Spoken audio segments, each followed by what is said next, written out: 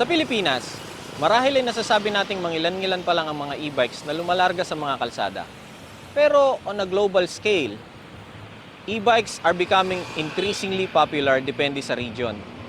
Ayon sa studies, pinakapopular ang e-bikes sa China.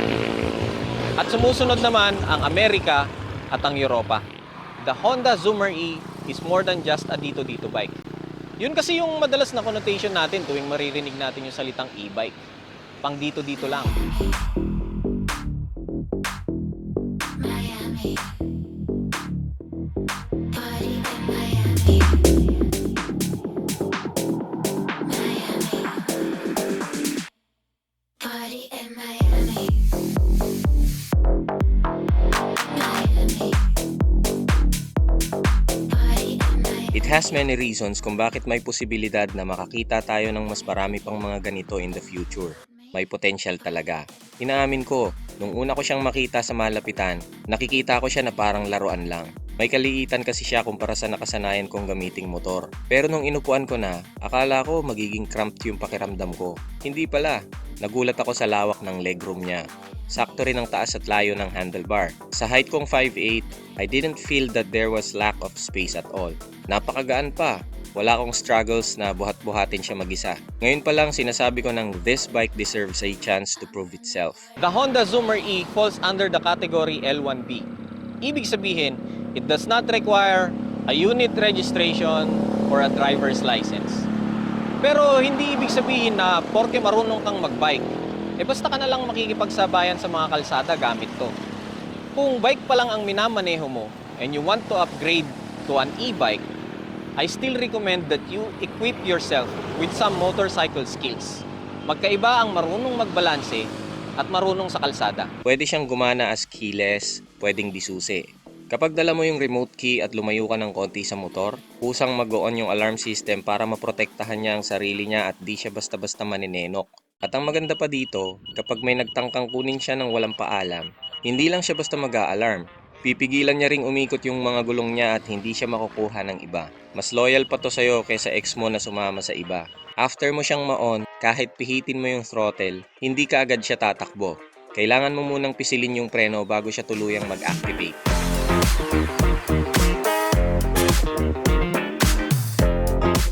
Powered by a hub motor, brushless, walang carbon brush na mapupudpod at kailangang palitan katagalan.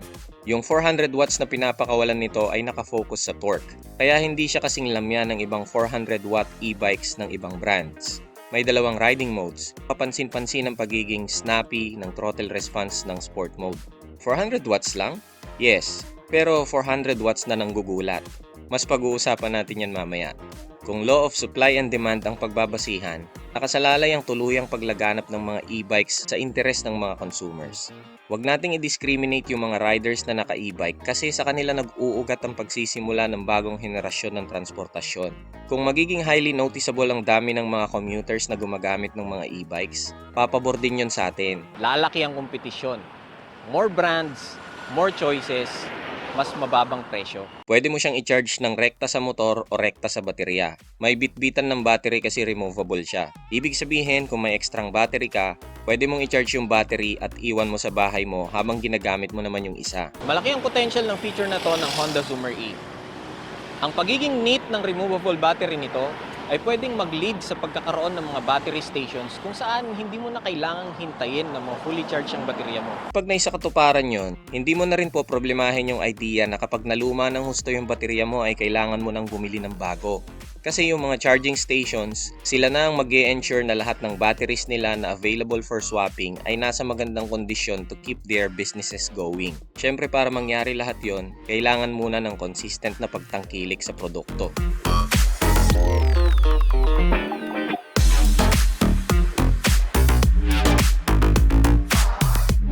Ginamit namin siya ng ginamit maghapon. Medyo may kaba ako na baka abutin kami ng deadbat, pero napakatagal malobat. Mas makunat pa ang baterya nito kaysa mukha ng mga politiko. Ang maganda pa dito, meron siyang provision para sa pedals. So in case abutan ka ng deadbat, hindi ka rin magtutulak. Pwede mo siyang pedalin na parang pangkaraniwang bisikleta. Yung nakikita mong chain niya, nagagamit lang yan kapag pipidal ka. Pero wala yang kinalaman kapag bateryang nagpapatakbo sa kanya. Mabalik na tayo sa 400 watt brushless motor niya. Doon pa lang sa word na brushless, may advantage ka na. Yung mga motor na gumagamit ng carbon brush, mas umiinit. Ito, walang carbon brush, less friction at less wear out.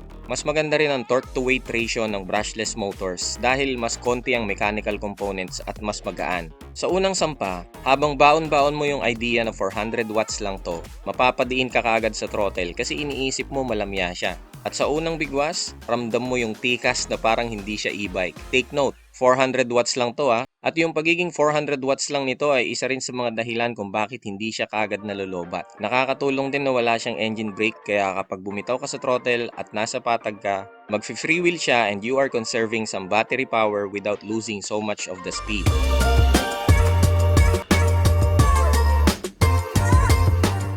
Yung bigwas, sa unang ikot ng gulong mo lang mararamdaman. Tapos mawawala na yung iwan kaluluwa sensation kapag nasa 15 kph na yung takbo niya.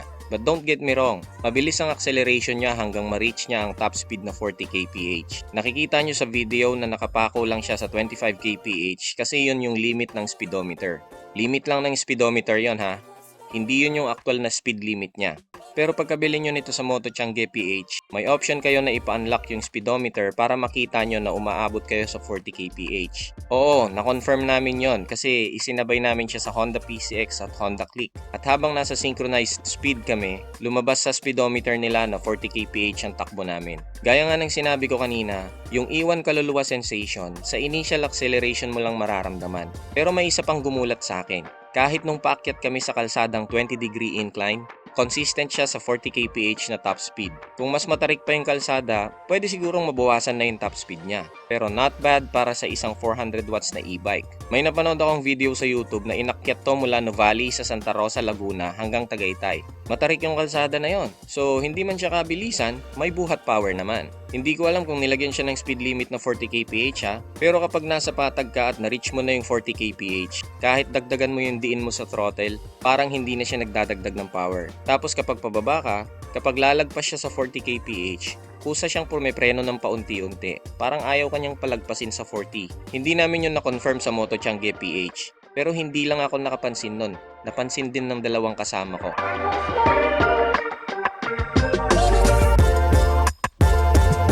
The cruise control works very well.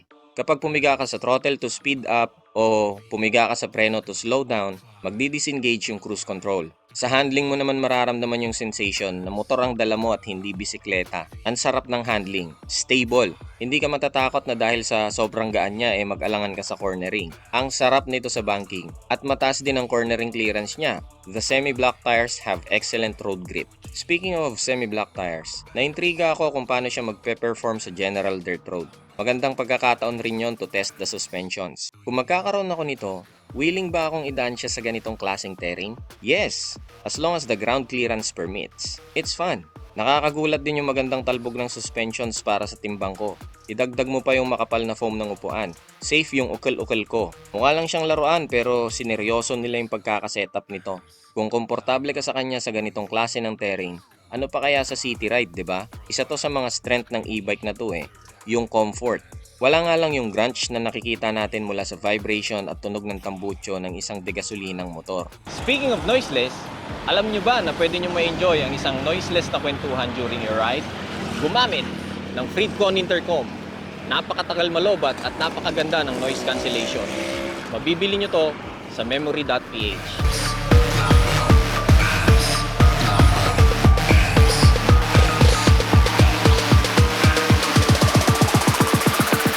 This is a good commuter bike mula sa bahay hanggang opisina.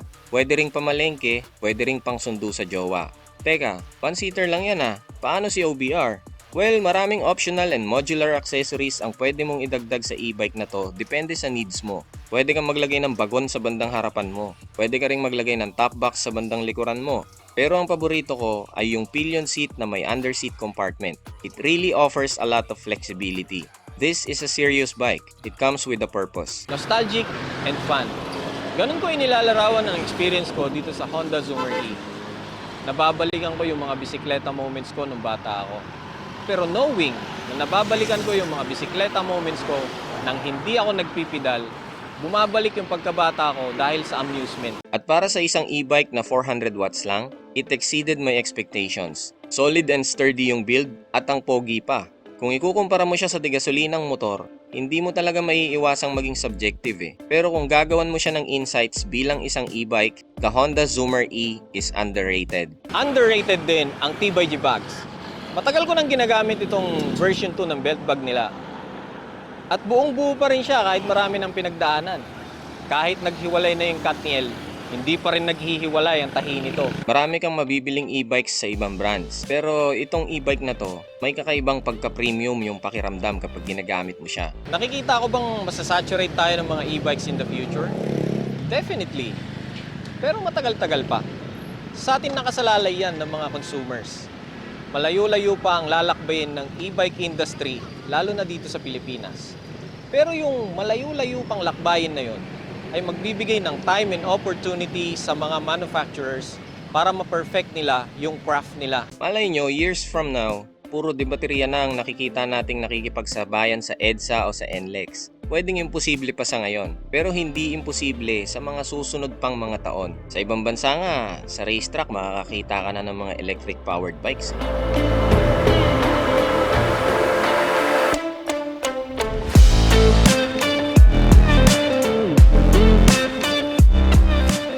Kung sa mga oras na to ay kino-consider nyo nang bumili ng isang e-bike o kung naku-curious kayo kung ano ba ang pakiramdam ng handling ng isang Honda Zoomer E, bumisita lang kayo dito sa Motochangge PH sa Santa Maria, Bulacan para makapag-test ride kayo at masubukan nyo yung mga lineups nila ng mga e-bikes.